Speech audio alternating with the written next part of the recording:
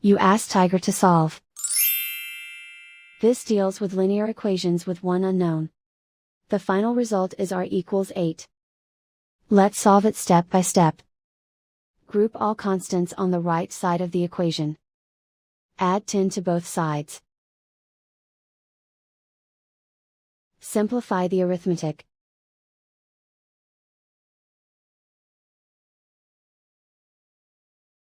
Isolate the r. Multiply both sides by 2. Group like terms. Multiply the coefficients. Simplify the fraction. Simplify the arithmetic.